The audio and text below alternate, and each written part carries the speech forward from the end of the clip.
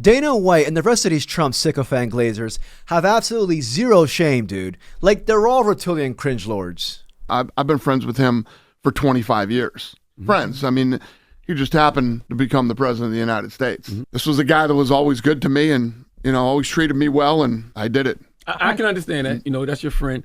But when your friend has a disapproval rating of 62%, right, record high, people say they don't like his handling of the Iran war, the economy's shitty, cost of living for people is fucked up. Why can't you tell your friend he's failing the people? As a friend. Well, he's the president of the United States. Still your friend, though. And yeah, I know. But, for me to get involved in, it's like, I'm sure people disagree with you that are friends with you, and everybody has friends that you just, doesn't mean you're not friends with them anymore. It doesn't mean that you. Oh, no, I didn't say you shouldn't be friends with him. I just said, why can't you tell your friend he's failing the people? Because these are the same people who make UFC a success. Yeah, I don't know if I agree that he's failing the people. When the president is done in 3 years, people will look back on and realize a lot of the good things. See, I'm closer to him too, and I see all the good things that he does. Look at Dana White just bobbing and weaving from reality. You know what I mean? And also watch him morph into a freaking tomato as these clips go by. Like, he's gonna start turning all red and shit. But Dana's saying that in 3 years we're gonna look back and see all the good that Trump's doing is absolutely insane, especially considering how Trump currently has the global economy in a freaking chokehold. Today, he called the strikes in Iran a quote-unquote love tap. He's also calling for historical cuts to domestic funding like education, housing, health, and instead shifting that money towards the military budget. And also, he's a freaking fraudophile. Don't be a glazer, though, Dana. Don't be what? A glazer. Like, just somebody that just tells him he's great. A yes man, basically. Yeah. You got to tell him when he's. I don't think anybody's ever accused me of being a yes man. Okay. But listen, I'm not an overly political person either. Are you part of the MAGA movement culturally? Do you align with their ideologies and their values? I consider myself right down the middle or leaning a little liberal, to be honest with you. Everybody thinks I'm some far right guy because of our relationship. Yeah, because it's interesting. Most CEOs try to stay politically neutral to protect the brand. You almost seem kind of like proud to be. Proud to be. Political, I guess. Not proud to be political. I mean, I'm just saying that this guy is my friend, and nothing is perfect, and whoever is the next president, right or left, isn't going to be perfect either. Well, what about when people say that you're the reason why a lot of young male voters, because of you have seen everything that you have, voted for Trump, and that was something that, like, even if you didn't mean to do, it was widely talked about, and you still leaned into helping his popularity in the space. Yeah, I'm okay with that. But that gets political then. Yeah. So you're responsible for the high tariffs and the high inflation costs, and I guess so. I guess if that's the way you want to look at it, for people it's all my fault. No, I'm just saying you're responsible for people's health care getting cut. I'm just saying, like, that's what you're essentially saying. Okay. Jesus. I mean, I that's not the way I look at it, but I guess I could see why you would look at it that way, and you could frame it like that. This man said that he's not overly political, yet this freaking conservative walrus was just at the White House Correspondents' Dinner running around with a boner after hearing all the gunshots go off. Like, what are we talking about? Tables getting flipped over, guys running in with guns, and they were screaming, "Get down." I didn't get down. It was fucking awesome. I literally took every minute of it in, and it was a pretty crazy, unique experience. This man is playing the quote-unquote, "oh, I'm politically homeless" card. You know what I mean? He got that from the big toe, Joe Rogan. And I'm just like, dude, do they not know that the internet exists? Do they not know that we got receipts? Dana White publicly endorsed and introduced Trump at the 2024 RNC. This man also helped Trump build relationships with influential podcasters like, again, the Big Toe, the Nelk Boys. He also reinforced Trump's image at every single freaking UFC event, try to cater him to the young men. And on election night, this buffoon was on stage celebrating with Donald Trump. So what are we talking about? Don't let these heathens convince you otherwise, all right? There's a reason he's turning red in these clips. He's a freaking tomato. And then you got freaking Joe Rogan, the big potato. Dana White and Joe Rogan together, they make a nutritious fruity salad. Man is a walking contradiction. Anyways, in this video, we're going to talk about Dana White. So if you enjoyed this video, please like and subscribe. I truly appreciate it. So besides his politics, this man's an awful human being. This is the same guy who slapped the mother of his own children out in public. You know what I mean? And he had this to say again in the same Breakfast Club interview. But I used to say that you don't recover from those. Those are ones you don't recover from. But you did. I did. Do you think being the boss protected you from consequences that employees or athletes No, would survive? definitely not. No, definitely, Dana. Come on. Definitely not. You made the choice publicly not to excuse yourself from the brand. You chose said publicly to not what? to excuse yourself or give yourself up. You nobody said can what? fire you. 100%. Yeah, like well, what? listen, there's a board of directors. There's there's other people that are involved that could have pushed for that, but yeah, I think that, and obviously they think too, it would have hurt the company more if I did step away.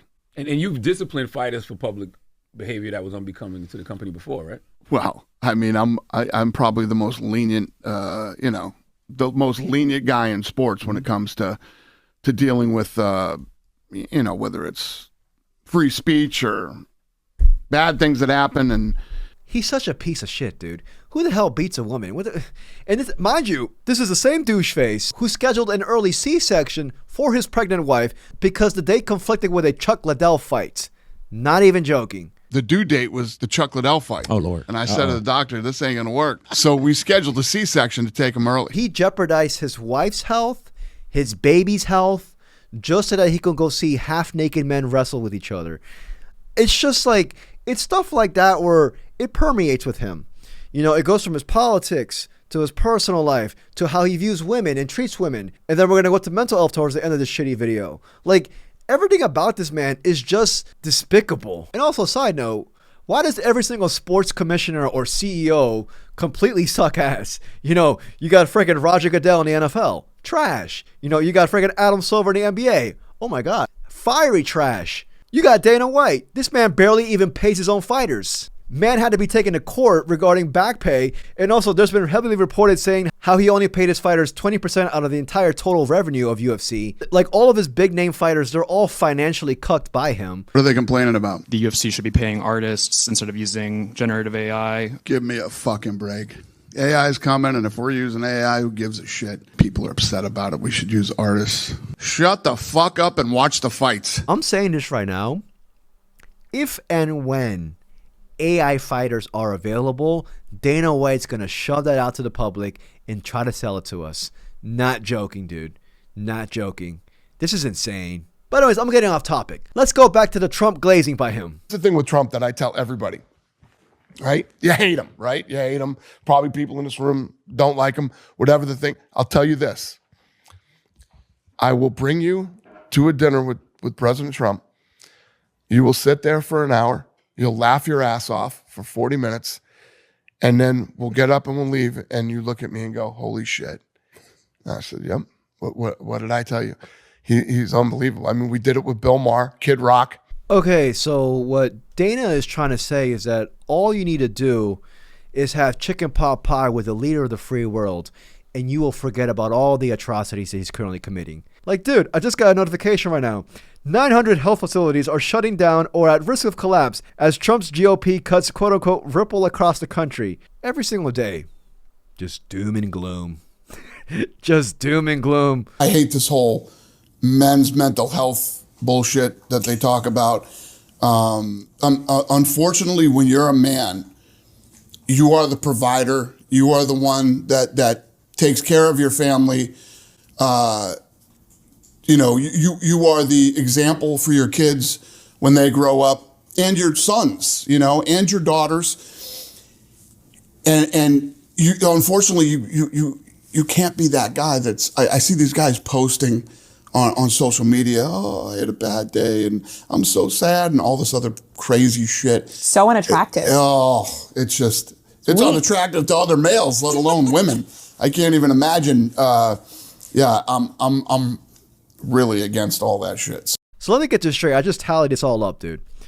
Politics, trash. How he views women or treats them, trash. How he treats his own coworkers and his own employees, trash. Mental health, he doesn't even think it exists. Like, what? He has the entire infinity stones of what makes up a completely despicable human being. I don't like this dude, man. It's everything about this man just screams gluttony. That's all he cares about is money.